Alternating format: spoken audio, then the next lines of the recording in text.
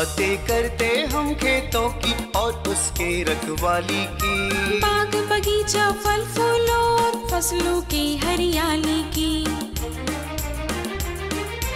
हम बीजों की बातें करते उत्तम जल संसाधन की, हम तकनीकी बातें करते फसलों के उत्पादन की। हर किसान का सपना सच हो जीवन सुखद बनाने को, गाँव-गाँव के हर आंगन का प्यारा सा ये दर्शन। कृषि दर्शन, कृषि दर्शन, कृषि दर्शन, कृषि दर्शन, कृषि दर्शन, कृषि दर्शन, कृषि दर्शन, कृषि दर्शन।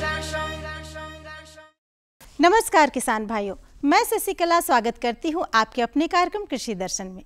किसान भाइयों, जैसा कि आपको मालूम है कि हमारा ये कार्यक्रम आपके लिए होता है और हम हर बार आपके लिए नई नई जानकारियां लेकर आते हैं। किसान भाइयों, कार्यक्रम की शुरुआत हो चुकी है। आइए सबसे पहले हम आपको दिखा देते हैं कृषि समाचार। नमस्कार, कृषि समाचार में आपका स्वागत है। मैं हूं दिव्यांशु। आइए देखते हैं आज कृषि समाचार में क्या है खास। बरसाती सब्जी के साथ ओल, अदरक और हल्दी की करें खेती। धान वाली दोन एक जमीन में बिचड़ा को काटकर ऊपर से लगाएं और शिमला मिर्च की खेती के लिए अनुशंसित प्रभेद में लगाएं कैलिफोर्निया वंडर। अब समाचार विस्तार से।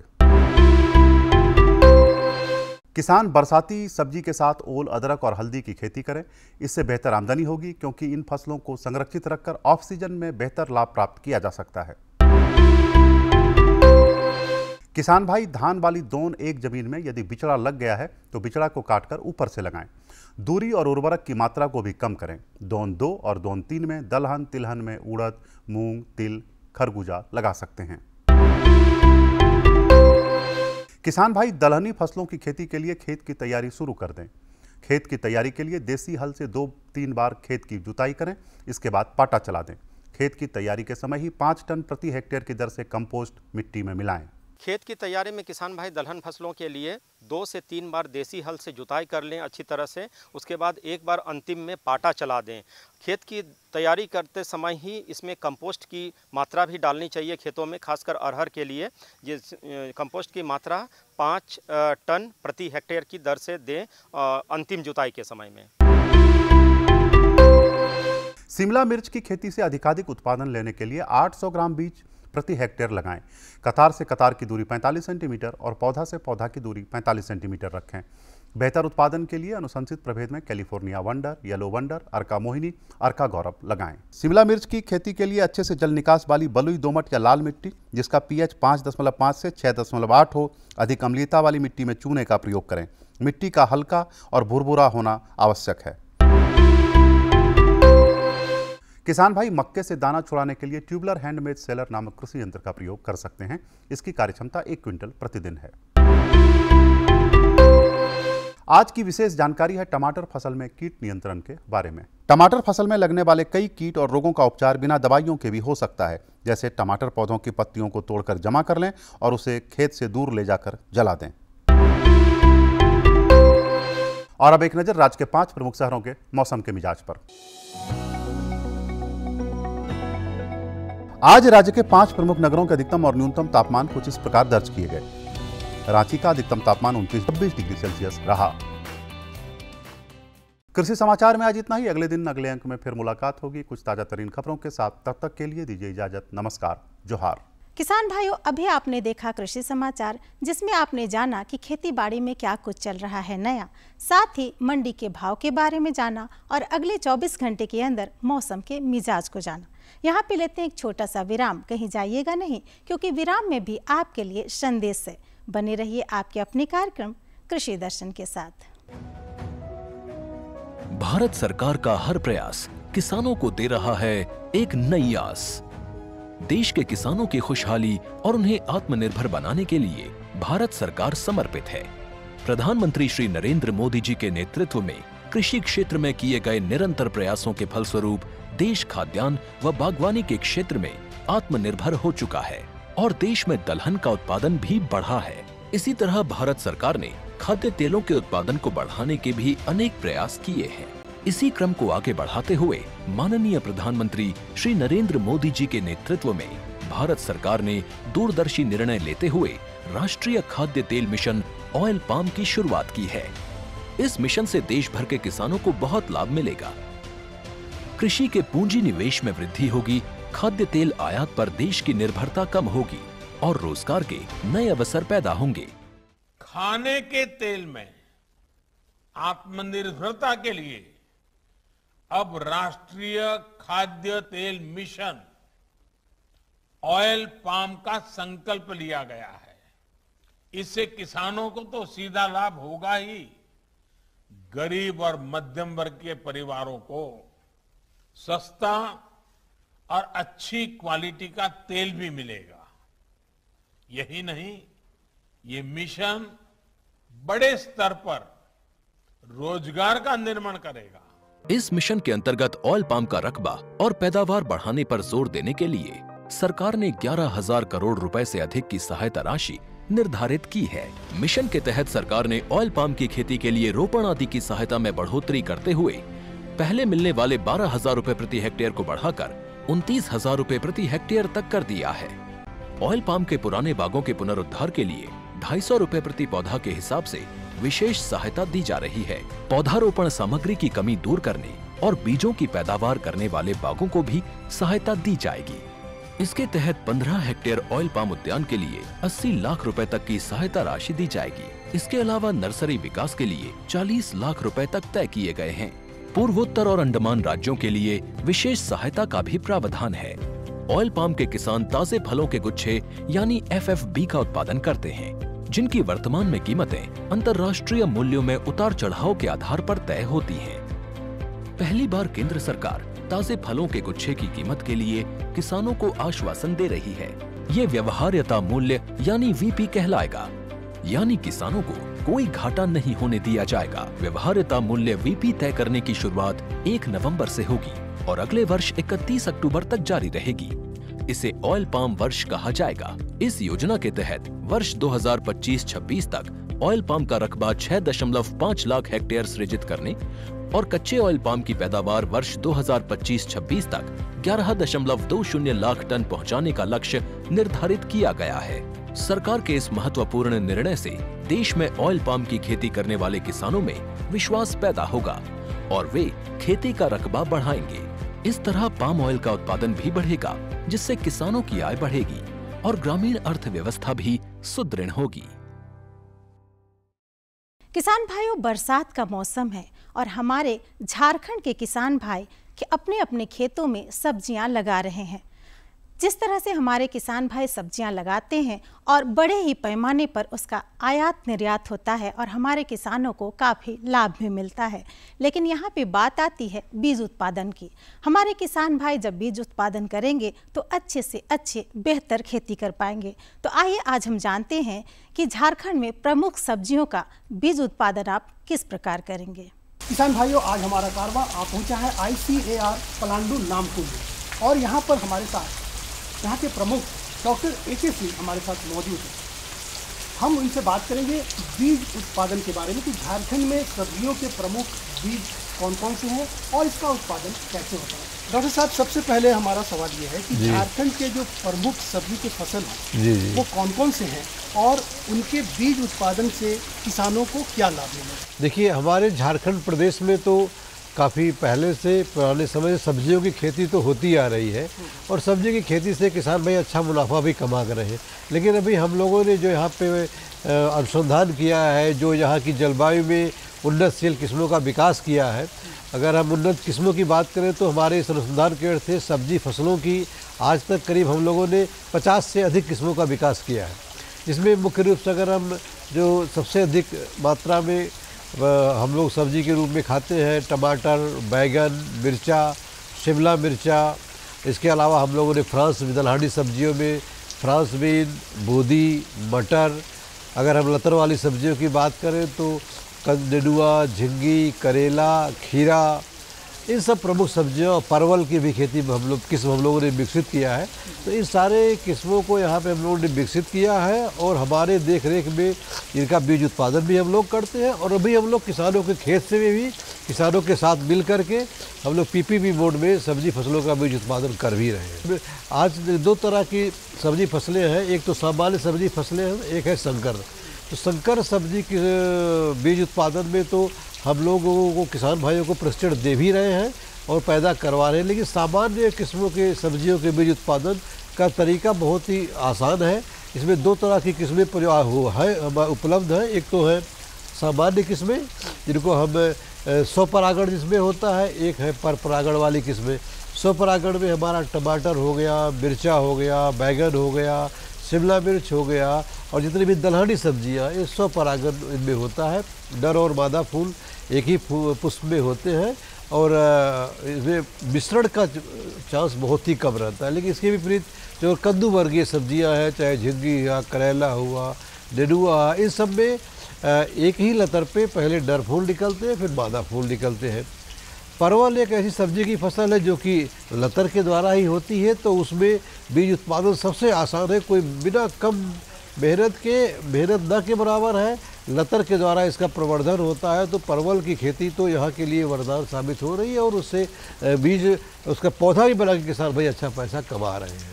क्योंकि ये बरसात का मौसम है और बारिश जो है बहुत ज़्यादा इधर हुई नहीं है। जी जी। ऐसे में अभी किसान जो है किस तरह का बीज का इस्तेमाल करें, देखिए, किस तरह के पौधे का सब्जियों के बीज उत्पादन के लिए हम लोग देखते हैं कि बरसात के मौसम में उतना अच्छा बीज उत्पादन नहीं होता है। अभी जब हम लोग ऐसे टमाटर बैगन का बीज उत्पादन करेंगे तो इनकी पौधे की रुपाई हम लोग 15 अगस्त के बाद ही खेत में लगाएंगे या 15 सितंबर तक भी लगाते हैं कि हमारा जो बरसात का मौसम है थोड़ा निकल जाए, क्योंकि अभी बारिश शुरू हो गई है और ऐसे मौसम में पौधे को जिंदा रखना भी बहुत मुश्किल है। इसलिए अभी नर्सरी जो मतलब बिचड़ा उत्पादन का सही समय है। जो किसान भाई सब्जी फसलों की, चाहे वो टमाटर है, बैगन है, मिर्चा है, इनकी जो उन्नत किस्में हमारे केंद्र से निकली है, इनका अपजनक बीज भी हम बनाते हैं और यहाँ से हमारे यहाँ से बीज प्राप्त करके हमसे तकनीकी ज्ञान लेकर के जो सामान्य किस्में हैं इनका बीज उत्पादन बड़े अच्छे ढंग से कर सकते हैं और मुनाफा भी अधिक कमा सकते हैं। इसी तरह से परवल की खेती जो किसान भाई कर रहे हैं, परवल में हम लोग 1 हेक्टेयर से करीब 250 से 300 कुंटल की उपज आती है। लेकिन जब वो अक्टूबर नवंबर में हमारा ये फलत ख़त्म हो जाती है ठंडक के मौसम में, उस समय हम लोग इसका पौधा बना लेते हैं। तो जितना किसान भाई फल बेच के नहीं कमाते हैं, उससे अधिक मुनाफा वो लोग परवल का पौधा बना के कमा लेते हैं। और परवल में नर और मादा दोनों पौधे अलग अलग होते हैं। तो अच्छा उत्पादन लेने के लिए हम लोग करीब 15 से 20% नर पौधे लगाने की सिफारिश करते हैं। इससे क्या है, फलत अच्छी आती है और हमारा उत्पादन भी अच्छा मिलता है। तो वैसे किसान जो कि रांची और रांची के आसपास में है तो यहाँ पर ले सकते हैं। और वैसे किसान अगर झारखंड के और सब जो क्षेत्र हैं वहाँ पे अगर तकनीकी जानकारी लेनी हो तो वो क्या? देखिए, सब्जी का बीज उत्पादन करना है अगर, तो पहले जो हमारा बीज का स्रोत है वो पक्का होना चाहिए। जैसे हम लोग यहाँ पे अपनी विकसित हुई किस्मों का बीज उत्पादन करते हैं और उनका हम लोग सामान्य बीज या ट्रुथफुली सर्टिफाइड है नहीं तो बनता है, हम लोग अभिजनक बीज बनाते हैं। इसके बाद हर साल उसमें हम लोग जो इम्प्योरिटी को कम करने के लिए अभिजनक के साथ साथ न्यूक्लियस या केंद्रीय बीज वो थोड़ी मात्रा में बनाते हैं। तो किसान भाइयों को जो सब्जियों के बीज उत्पादन में आना चाहते हैं उनको उस संस्थान से संपर्क करना ही पड़ेगा जहां से वो किस्में विकसित हुई है।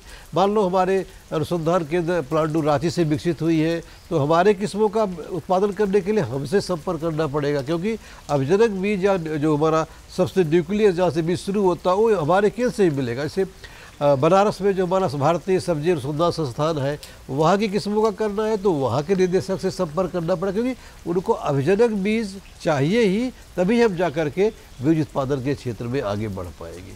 कई बार सुना जाता है कि बीज पौधे को जो है एक बार हटा करके दूसरी जगह लगाने से ही फल ज़्यादा होता है। इसमें कितनी सच्चाई? देखिए, वो सब जिनके बीज छोटे होते हैं उनका बिजड़ा उत्पादन तो करना ही पड़ता है, क्योंकि बिना उसके हम लोग छिट्टा मार के उसे नहीं कर सकते।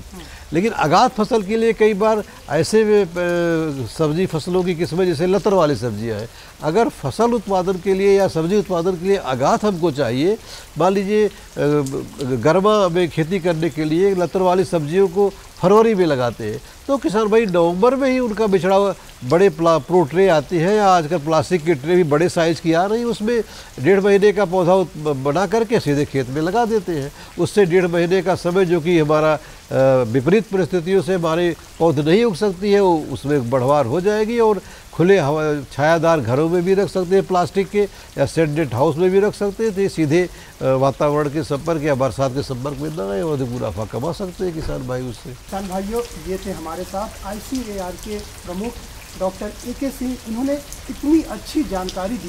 बस आपको ये करना है कि इनके बताए बातों पर अमल करना है, और अगर इनकी बताए बातों पर अमल करेंगे तो आपके पौधे भी तंदुरुस्त होंगे, उसमें काफ़ी जो है स्वस्थ पौधे के साथ साथ स्वस्थ फल भी आएंगे, और अगर फल अच्छे होंगे तो मुनाफा भी अच्छा होगा। डॉक्टर साहब, आप हमारी स्टूडियो में आए, हमें जानकारी दी, बहुत बहुत आपका शुक्रिया। बरसात का मौसम है, हमारे किसान भाई अपने अपने खेतों में काफ़ी सब्जियां लगा चुके हैं। अब आज हम आपको जानकारी देंगे मिर्च की खेती के बारे में। जी हाँ, हमारे किसान भाई जो मिर्च की खेती किए हैं उनके लिए आज की ये जानकारी बहुत ही महत्वपूर्ण है। किसान भाइयों, कभी कभी देखा जाता है कि अधिक पानी होने की वजह से भी खेती नष्ट हो जाती है, और कम पानी होने की वजह से भी हमारे जो फसल होते हैं उसमें कभी कभी कीड़े लग जाते हैं। तो आइए आज हम जानेंगे कि बरसाती मिर्च की देखभाल आप किस प्रकार करेंगे।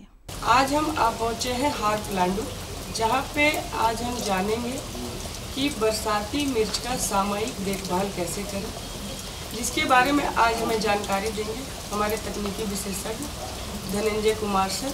सर, आप किसान भाइयों को बताएं कि जो इस समय बरसाती मिर्च लगा चुके हैं वो बरसाती मिर्च की देखभाल कैसे करें और किन किन किस्मों का चुनाव। किसान भाइयों, पहले तो जो किसान भाई हमारे पास खेत में जो मिर्च लगाए हुए हैं तो उनको 4 बातों पर विशेष रूप से ध्यान देना है।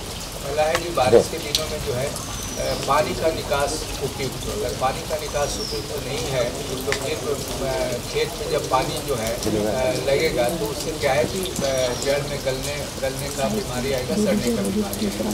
तो पानी का उपयुक्त निकास बनाना चाहिए। उसके बाद दूसरा जो है कि आपको निकाय एवं गुड़ाई जो है पर ध्यान देना होगा। तो बरसात के दिनों में जो है घास का समस्या सबसे ज़्यादा रहता है, तो आप निकाई हमेशा समय समय पर करते रहें, जिससे कि कीट एवं रोग का भी प्रकोप कम हो और आपको पौधों को पोषक तत्व मिले। तीसरा जो है जो कीट आते हैं मिर्च में बरसात के दिनों में, तो बरसात में सबसे ज़्यादा कीट का भी प्रकोप होता है और रोग का भी प्रकोप होता है। तो जैसे कि कीट में जो हम पहले बात करेंगे तो कीट में 2 तरह का कीट जो है मिर्च में सबसे ज़्यादा मिर्च के पौधा को नुकसान पहुँचाता है। एक है थ्रिप्स और दूसरा है माइट। थ्रिप्स नामक कीट जो है जब लगता है तो उसमें क्या है कि पत्ती जो है सिकुड़ जाता है, पत्ती सिकुड़ करके ऊपर की ओर हो जाता है, नाव जैसे आकार का हो जाता है। आँख से न भी दिखाई पड़ेगा तो आप मान के चलें कि थ्रिप्स है। तो थ्रिप्स का नियंत्रण के लिए जो है कन्फिडोर नामक दवा जो है आधा ml प्रति लीटर पानी में मिला करके, या लेंसर गोल्ड नामक दवा जो है 1 ग्राम प्रति लीटर पानी में मिला करके अगर छिड़काव करेंगे तो थ्रिप्स कीट का नियंत्रण हो जाएगा। दूसरा कीट है माइट। माइट में क्या है, पत्ती नीचे की ओर मुड़ जाता है। नाव समझिए कि पलटी हो गया, पत्ती नीचे की ओर मुड़ गया है। तो पत्ती जब नीचे की ओर मुड़ जाए और जैसे ही उस तरह का लक्षण आपके खेत में दिखाई पड़े मिर्च के फसल में, तो आप जो है जो भी माइट के लिए माइटिसाइड आता है, जैसे ओविरॉन है, ओमाइट है, इन दवाओं का 1 ml प्रति लीटर पानी में मिला करके अगर आप छिड़काव करेंगे तो उससे उसका नियंत्रण हो जाएगा। साथ साथ एक मैजिस्टर नाम के दवा नया आ रहा है, उसका भी अगर 1 ml के दर से आप छिड़काव करेंगे तो उससे नियंत्रण हो जाएगा। उसके अलावा किसान भाई कभी कभी जो है पत्ती में छेद करने वाले भी कीड़ा आते हैं जो कैटरपिलर हैं, तो वहाँ पर क्या है कि इंडोक्साकार्ब नामक दवा जो है 1 ml प्रति लीटर पानी में मिला करके छिड़काव करें। साथ ही साथ किसान भाइयों हमारा सुझाव रहेगा कि आप जब भी मिर्च या कोई भी सब्जी फसल का खेती कर रहे हैं तो कीट का नियंत्रण के लिए रासायनिक दवा तो अंतिम हथियार है। आप पहले नीम आधारित दवा का छिड़काव करें, जिससे बहुत सा कीट का संख्या कम हो जाएगा। साथ ही साथ जो है एक क्रॉप गार्ड करके आता है, पीला और नीला रंग का प्लास्टिक आता है। जब आप खेत में बीज बुआई कर लिए या रोपाई कर लिए हैं तो 1 एकड़ में 50 प्लास्टिक जो है पीला और नीला रंग का प्लास्टिक जो है उसमें जेल, एक अलग से जेल आता है, उसको जेल लगा देते हैं तो बारिश होने पर भी नहीं धुलता है। तो वयस्क कीट जो है जितना भी थ्रिप्स है, कोई मकड़ी है, उसका वयस्क कीट जो है उसमें चिपक जाता है तो उससे मर जाता है। तो हमको दवा का प्रयोग कम करना पड़ता है। किसान भाइयों, अभी हम लोग कीट के बारे में जो आपको जानकारी दी है, अब जो है हम रोग के बारे में बात कर रहे हैं कि रोग कौन कौन से रोग जो है, प्रमुख रोग जो है मिर्च के फसल में बारिश के दिनों, बरसात के दिनों में आता है और जिससे ज़्यादा नुकसान होता है। तो पहला है कि एक मतलब आपको पौधा में गलन की बीमारी आता है, उसका जो तना है वो तना में गलने लगता है। तो उसका उपाय करना है कि जो उस तरह का जब लक्षण दिखाई पड़े तो उसको ब्लेड से या कोई तेज चाकू से उसको काट करके हटा दे, वो भाग को हटा दे और ब्लू कॉपर नामक दवा का 3 ग्राम प्रति लीटर पानी में मिला करके छिड़काव करे, या स्कोर नामक दवा जो है आधा ml प्रति लीटर पानी में मिला करके अगर आप छिड़काव करेंगे तो उससे जो है गलने वाला बीमारी जो है नियंत्रण में हो जाएगा। उसके बाद दूसरा जो है बीमारी आता है एंथ्राकनोज। एंथ्राकनोज में क्या है कि पत्ती पर भी धब्बा आएगा और उसके बाद जो है फल पर धब्बा आता है, छोटा धब्बा आता है। जैसे जैसे आपका मिर्च का फसल मैच्योर होगा, मतलब तुड़ाई के अवस्था में आया जाएगा, तो वहाँ पर सड़ने का बीमारी आ जाता है और धब्बा पड़ जाता है, जिससे कि बाजार में उसका मूल्य आपको नहीं मिलेगा। तो उस तरह का बीमार जैसे ही लक्षण दिखाई पड़े कि पत्ती पर भूरे रंग का धब्बा या काले रंग के धब्बा पड़ रहा है, तो आप जो है आप कवच नामक दवा जो है 1.5 ग्राम प्रति लीटर पानी में मिला करके उसका अगर छिड़काव करेंगे तो उसका उस बीमारी से नियंत्रण हो जाएगा। तो बरसात के दिनों में एंथ्राकनोज और तना गलने वाला बीमारी मुख्य रूप से मिर्च में आता है। उसके साथ साथ किसान भाई कुछ पोषक तत्वों की कमी के कारण भी, जैसे लगता है कि हमारा मिर्च में कोई बीमारी है या कीट है, जैसे पत्ती का छोटा हो जाना, तो उसके नियंत्रण के लिए जो है बोरन का जब कमी होता है तो आपका मिर्च की पत्ती जो है छोटे छोटे हो जाते हैं। तो उसका नियंत्रण के लिए जो है आप बोरन जो है 1 ग्राम प्रति लीटर पानी में मिला करके, और उसके साथ साथ चाहते हैं कि उसका असर ज़्यादा हो तो उसमें 5 ग्राम यूरिया मिला करके अगर आप छिड़काव करते हैं तो आपको उससे जो है बोरन का जो कमी है मिर्च के फसल में वो कमी को दूर हो जाएगा और पत्ती का छोटा होना भी दूर हो जाएगा। साथ साथ जो है फल और फूल पर भी उसका बोरन का प्रभाव पड़ता है। तो हमेशा मिर्च के फसल में जो है कम से कम 2 से 3 छिड़काव जो है बोरन का करना चाहिए, जिससे कि फसल का गुणवत्ता बना रहे। और साथ साथ बरसात में एक और चीज़ ध्यान देना होगा कि जब भी आप छिड़काव करें तो मौसम को देख करके, बारिश जो है घंटा 2 घंटा नहीं पड़ेगा तब उस तरह से मौसम में आप छिड़काव करेंगे, और नहीं तो बारिश के होने के समय में आप छिड़काव नहीं करेंगे। साथ साथ जो है कुछ चिपकने वाला पदार्थ जो है मिला करके छिड़काव करेंगे, चाहे सर्फ हो या और भी बाज़ार में आता है एक्टिवेटी, अपसाइटी, या बहुत तरह का जो आता है, उसमें से किसी को भी आप चुनाव कर लें और उसको जो है मिला करके अगर छिड़काव करेंगे तो आपका जो है जो छिड़काव किए हैं उसका असर ज़्यादा होगा, अन्यथा जो है आपका दवा बर्बाद होगा, पैसा बर्बाद होगा। अभी बरसात के दिनों में जो मिर्च लगाए हुए हैं उसमें कौन से खाद देने का चुनाव करें जिससे कि उन्हें पैदावार अच्छी मिल सके? किसान भाइयों, पहले तो हमारा सुझाव रहेगा कि जब भी आप कोई भी फसल आप लगा रहे हैं तो अपने मिट्टी का जांच करवा लें। मिट्टी का जांच करवाने से मालूम होता है कि आपके खेत में जो है कौन सा पोषक तत्व की कमी है या अधिकता है, जैसे नाइट्रोजन है, फास्फोरस है, पोटास है, तो किसका कितना प्रयोग करना चाहिए इसका जो है मिट्टी जांच से आपको मालूम हो जाएगा। लेकिन अगर आप नहीं करवा पाए हैं तो एक संतुलित मात्रा में जो है पोषक तत्व का प्रयोग करना चाहिए। और बारिश के दिनों में क्या होता है हमारे झारखंड में, खास करके किसान भाइयों को, कि जब तेज़ बारिश होता है तो ऊपर से पोषक तत्व सब बह जाता है तो पौधे को उतना मिल नहीं पाता है। तो अभी जो है किसान भाई आप जो है जल में घुलनशील खाद जो है, रासायनिक खाद जो है बाज़ार में बहुत ही उपलब्ध है, जैसे 19-19-19 या 20-20-20, 12-61-0-00-50। तो इनका अगर आप, जैसे कि हमको शुरुआत के दिनों में करना है, फसल में जब अभी फल मतलब तुड़ाई नहीं प्रारंभ हुआ है, तो 19-19-19 या 20-20-20 का अगर 5 ग्राम प्रति लीटर के पानी में मिला करके अगर आप छिड़काव करेंगे तो उससे क्या होगा कि कम खाद में जो है आपका खेती ज़्यादा होगा। 1 केजी खाद से आप 1 एकड़ छिड़काव कर सकते हैं। उसके अलावा भी यूरिया में नैनो यूरिया आ रहा है, नैनो यूरिया का भी छिड़काव करके जो है यूरिया का बचत कर सकते हैं। खेत ज़मीन में जब हम खाद डालते हैं तो उसमें जो है पौधे को उपलब्ध कम होता है, ज़्यादातर हमारा खाद बर्बाद हो जाता है। लेकिन जब पौधे के जड़ में या पौधे के पत्तियों के ऊपर जब हम छिड़काव करते हैं तो उसमें क्या है कि कम खाद में ही उतना ही उपज मिलता है जितना हम ज़मीन में अगर 50 केजी खाद डाल रहे हैं और यहाँ पर 5 केजी का छिड़काव कर रहे हैं तो उससे उतना ही उत्पादन मिलेगा जितना कि हमको 50 केजी। तो हमारा सुझाव रहेगा कि कम से कम बरसात के दिन में जो है जल में घुलनशील खाद 19-19-19 का छिड़काव करें 5 ग्राम प्रति लीटर पानी में मिला करके। एक दूसरा खाद आता है 12-61-0, उसका भी आप 5 ग्राम प्रति लीटर पानी में मिलाकर छिड़काव कर सकते हैं। तीसरा, जब आपका फल पकड़ ले, फूल से जब फल पकड़ना शुरू हो जाए तो उस समय जो है आप 0-0-50 पोटास का जो है बहुत महत्वपूर्ण रोल रहता है। तो पोटास का जो है 5 ग्राम प्रति लीटर पानी में मिला करके अगर छिड़काव करेंगे तो उससे भी आपको बहुत अच्छा फलन होगा और उसका फल का गुणवत्ता भी अच्छा होगा। उसके साथ साथ जब हम बोरन के साथ यूरिया मिला करके छिड़काव करते हैं, महीना में कम से कम 1 छिड़काव जरूर करें, तो उससे भी फसल का भी हरापन बना रहेगा और फल का गुणवत्ता भी रहेगा। तो इन बातों को, पोषक तत्व को छिड़काव करते समय ध्यान देना चाहिए।